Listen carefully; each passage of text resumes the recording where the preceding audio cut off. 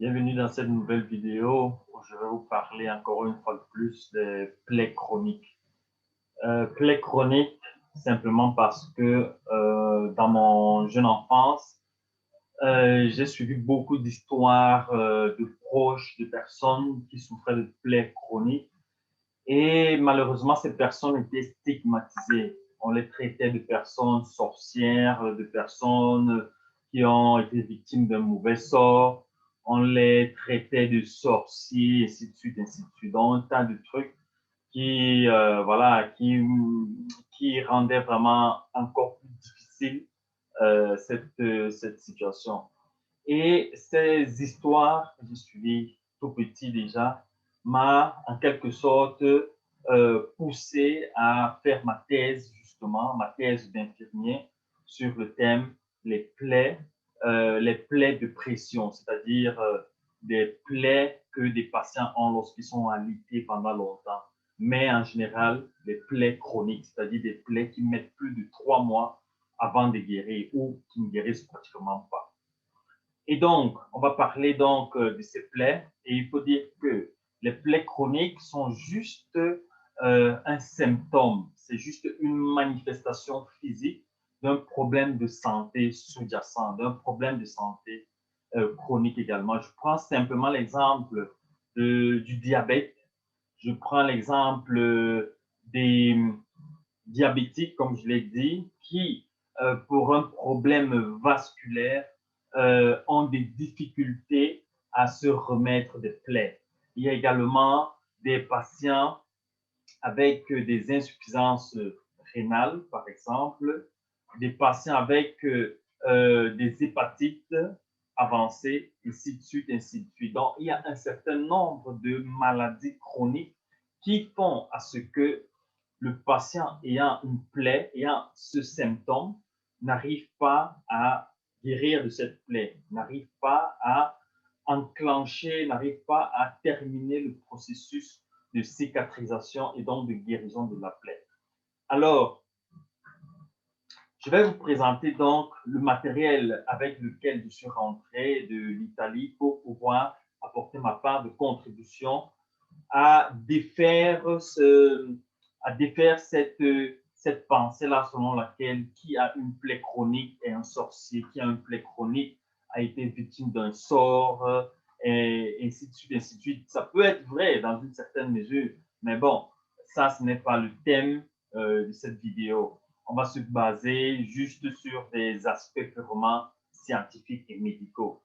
Alors, ayant expliqué pourquoi il y a des plaies chroniques, maintenant je vais vous parler de comment traiter, comment aider les plaies chroniques à guérir. Et pour cela, je vais vous présenter ce matériel qu'on appelle Coutimed Sorbact, qui est du matériel vraiment de très très bonne qualité que j'ai ramené de l'Italie, qui est utilisé pour des plaies chroniques, pour des plaies avec exsudat modéré ou abondant, pour des plaies infectées ou contaminées ou colonisées et, éventuellement. C'est également utilisé pour des plaies post-chirurgicales, pour des ulcères, pour des escarres, pour des plaies avec cavité, ainsi de suite, ainsi de suite. Donc, il y a un large spectre qui permet vraiment d'utiliser ce type de matériel de très, très bonne qualité, il faut le dire, d'une excellente qualité. Et je vais donc vous présenter les caractéristiques de ce matériel. En fait, il s'agit, n'est-ce pas, d'un pansement. Il s'agit, n'est-ce pas, d'un pansement comme on peut le voir ici. Il s'agit d'un pansement, euh, euh, un pansement qui est appliqué directement sur la plaie. Et donc, quelles sont donc ces caractéristiques? Quelles sont donc ces caractéristiques? Ces caractéristiques, sa caractéristique première est elle est, euh, elle agit selon un système physique très, très intéressant, c'est-à-dire la captation, c'est-à-dire l'absorption, c'est-à-dire la capture des bactéries. C'est-à-dire ce pansement, comme vous pouvez le voir, c'est un pansement. Le pansement s'applique sur la plaie et ce pansement capte tous les micro-organismes qui empêchent la cicatrisation des plaies. Donc, une plaie qui a des micro-organismes ou qui se multiplie n'a pas beaucoup de chances de guérir. Et donc, ce pansement, à l'aide d'un principe physique vraiment ingénieux, capte, à travers le principe d'hydrophobie, capte les micro-organismes qui sont sur la plaie. Le principe d'hydrophobie dont est menu ce pansement, les micro-organismes l'ont aussi, ils utilisent aussi ce principe d'hydrophobie. Ce qui fait que ce pansement qui a un principe d'hydrophobie et également les micro-organismes qui ont un principe, qui utilisent le principe d'hydrophobie s'attirent. C'est-à-dire les micro-organismes qui sont sur la plaie seront captés sur ce pansement, vont se lier à ce pansement-ci. Ce qui fait que ce pansement sera chargé de micro-organismes et donc micro-organisme qui sera éliminé lors du changement du pansement. Et donc ce pansement, en fonction des sécrétions, en fonction des exsudats qui peuvent être modérés ou alors abondants, doit être changé chaque jour ou bien chaque 2 jours. Ceci en fonction de l'exsudat de la plaie, de la blessure en fait. Donc ça, c'est la première caractéristique, la captation des micro-organismes qui empêchent la cicatrisation et donc la guérison de la plaie. Le deuxième principe, ou alors la deuxième caractéristique de ce pansement vraiment innovatif est qu'il ne relâche pas de substances chimiques dans le lit de la plaie. Oui, il ne relâche pas de substances chimiques dans le lit de la plaie, mais, comme je vous l'ai dit, il capte simplement, à travers ce principe d'hydrophobie, les micro-organismes qui sont dans le lit de la plaie. Et justement, c'est un principe simplement physique, raison pour laquelle il ne relâche pas de substances chimiques. Il n'a pas d'antibiotiques pour tuer les micro-organismes. Non. Et donc, il ne relâche pas de substances chimiques. C'est juste un principe physique de captation, d'absorption. Parce que les micro-organismes sont éliminés simplement lorsqu'on change le pansement. Et donc, ça, c'était le deuxième principe ou bien la deuxième caractéristique de ce pansement. La première était ce principe de captation.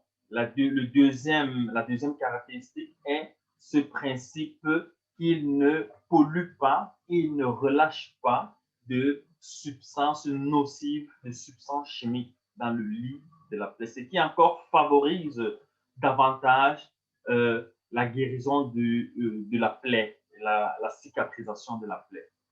La troisième chose très intéressante de ce pansement, c'est que ce type de pansement ne relâchant pas de substances chimiques, d'antibiotiques au niveau local de la plaie, dans le lit de la plaie, donc ne cause pas de résistance à des antibiotiques. Parce qu'il y a également des pansements qui utilisent des antibiotiques locaux, c'est-à-dire sur le lit de la plaie. Mais avec le temps, si on l'utilise par exemple pour des plaies chroniques, ceci va causer très certainement une résistance à des antibiotiques. Et donc, avec le temps, il y aura une sensibilisation et donc une résistance des antibiotiques. Et donc, on va remarquer que le patient devient résistant à des antibiotiques. Résistant, c'est-à-dire ne réagit pas positivement à des antibiotiques. Donc, ça, c'est la troisième caractéristique de ce type de pansement. Et donc, Et donc, ça, ce sont donc les trois principales caractéristiques de ce pansement. Et comment donc utiliser ce type de pansement? Alors, justement, pour utiliser ce type de pansement, il faut absolument que le lit de la plaie respecte certaines conditions, par exemple. Il faudrait que le lit de la plaie soit humide, par exemple, parce que cette captation de micro-organismes se fait dans un environnement humide. Il ne faudrait pas que la plaie soit totalement sèche. Il ne faudrait pas que la plaie soit totalement sèche, sinon il n'y aura pas cette communication, il n'y aura pas ce transfert, voilà, de micro-organismes de la plaie, du lit de la plaie à ce pansement. Donc, il faudrait que le lit de la plaie soit humide. Raison pour laquelle, avant de faire tout pansement, il faudrait faire d'abord un lavage du lit de la plaie avec du sérum physiologique qui permettra, dans un premier temps, d'éliminer, de réduire la charge bactérique de la plaie, oui, qui permettra d'humidifier le lit de la plaie avant de désinfecter maintenant la plaie et ensuite poser ce pansement primaire. On va le dire ça, c'est un pansement primaire avant de poser ce pansement primaire. Une fois posé ce pansement primaire, on peut ou pas, en fonction justement de la quantité d'exsudat ou bien de la quantité de sécrétion de la plaie, mettre également un pansement secondaire pour faire tenir la plaie et pour favoriser encore davantage l'absorption de l'exsudat, c'est-à-dire des sécrétions qui proviennent de la plaie. Donc, voilà, ça, ce sont des informations que je voulais partager avec vous. Comme je vous l'ai dit, les plaies chroniques ne sont pas, ou bien alors très peu de plaies chroniques sont dues à, à la sorcellerie ou à des pratiques comme ça douteuses. Mais avant de parler de pratiques, de pratiques de sorcellerie, de sorts et tout le reste, il serait nécessaire d'abord d'investiguer dans les antécédents médicaux du patient pour voir si à la base il n'y a pas une maladie chronique qui pourrait entraver, ralentir ou bien carrément annuler les chances de cicatrisation, de guérison de la plaie. Donc, cette vidéo est justement pour dire à mes frères, à mes sœurs, à tout le monde que certes, ça peut exister des plaies chroniques dues à des mauvais sorts, sorcellerie et tout le reste. Mais avant